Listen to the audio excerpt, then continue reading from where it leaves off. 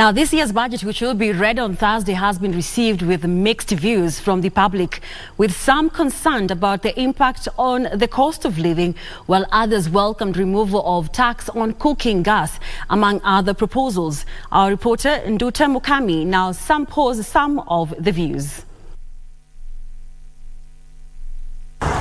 President William Ruto's administration has come under intense pressure to revise proposed taxes and levies that critics say will overburden taxpayers.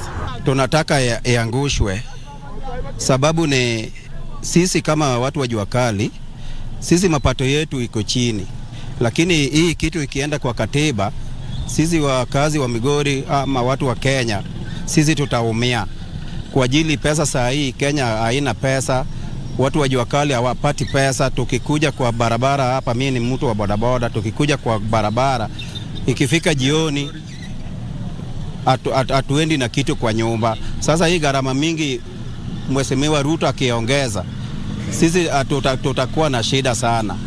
Hii budget inataka kusomwa, nataka gharama ya maisha imeenda juu, mchele ni bei kali, sukari ni hivyo, unga hatuwezi nunua saa hii kwa sababu ya gharama imeenda juu. Tunaomba serikali hii budget inataka kusomwa, gharama ya maisha iende chini, vitu zingine ibunguzwe.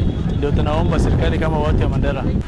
Kuna hii maelewano ya serikali au kuna hizo stories za manyumba, kuliko keep on concentrating on those issues of house.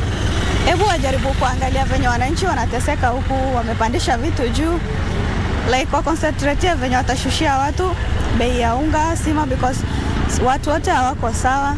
Alafu hii issue ya nyumba and whatever ikuja nyumba. Kwa niaba yangu mimi naunga mkono manyumba itijengwe ya serikali, sababu kiangalia kibinafsi siku hizi unapata nyumba kama ni pesa kidogo, shilingi 10,000.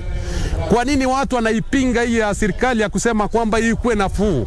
Mimi mwenyewe naunga mkono hiyo manyumba, ingalao watu wetu wapate, wala asiyoweza kulipa nyumba wapate manyumba za bei rahisi. Mimi naunga mkono. Sababu gani? Kama ni mambo na house levy, itasaidia mtu wa chini.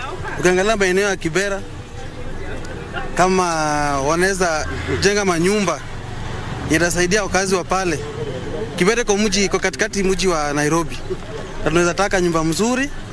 Kwa hivyo mimi na support finance bill. The finance bill 2023 that will be debated in parliament this week will see Kenyans expected to adjust to the new economic trends. Reporting for Prime Edition, my name is Nduta Mukami.